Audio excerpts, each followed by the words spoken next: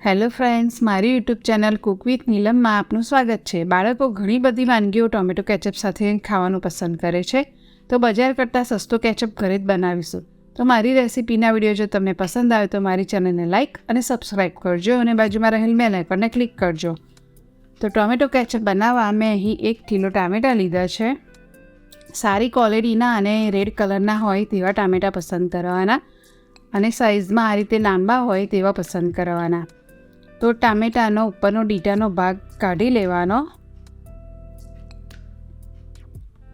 અને તેને વચ્ચેથી કાપું કરીને મોટા ટુકડામાં કાપી લઈશું.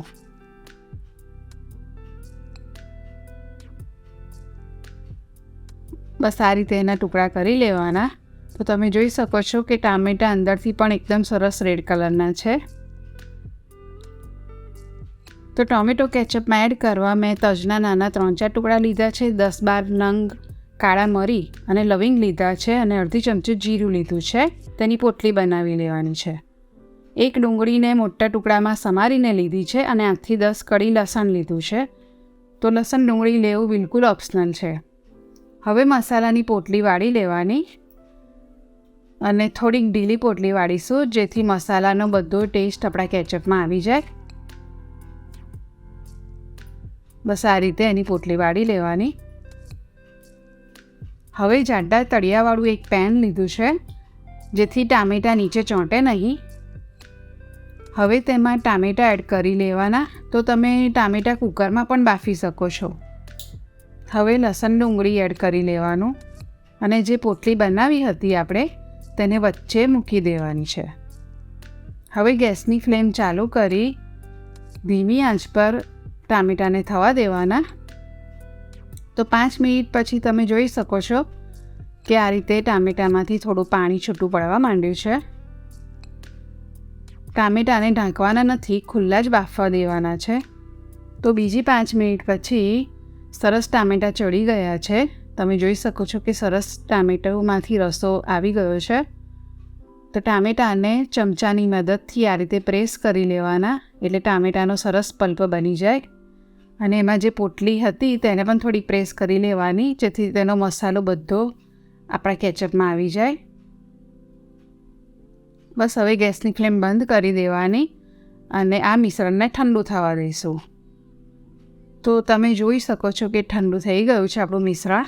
અને જે આપણે પોટલી બનાવેલી હતી તેને થોડી પ્રેસ કરીને નિતારી લેવાની છે. હવે મિશ્રણને આપણા મિક્સરના બાઉલમાં કાઢી લઈશું અને એકદમ ઝીણું પીસી લેવાનું છે.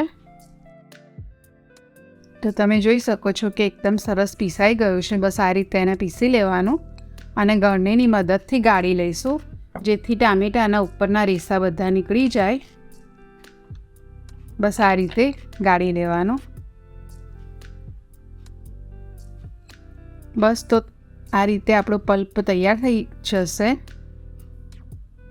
હવે પલ્પને પાછો ગેસ ઉપર ગરમ કરવા મૂકી દઈશું. તેમાં મેં 200 ગ્રામ જેટલી ખાંડ એડ કરી છે. તો તમે તમારા ટેસ્ટ પ્રમાણે ખાંડ એડ કરી શકો છો. 1 ચમચી મીઠું એડ કરવાનું છે. તો અત્યારે મેં ખાંડ ઓગળે ત્યાં સુધી ગેસની ફ્લેમ હાઈ રાખી છે. હવે તેમાં આપણી મસાલાની પોટલી એડ કરી લઈશું. તેમાં 4-5 ચમચી વિનેગર એડ કરવાનું છે. 1 ચમચી કાશ્મીરી લાલ મરચું એડ કરીશું. તો કાશ્મીરી લાલ મરચું એડ કરવાથી ટામેટો કેચઅપનો કલર સરસ આવશે. હવે ગેસની ફ્લેમ થોડીવાર હાઈ જ રાખી છે. તો ધ્યાન રાખવાનું કે હાઈ ફ્લેમ પર આજુબાજુમાં કેચઅપના છાંટા ઉડે છે, તો તેનું ધ્યાન રાખવાનું.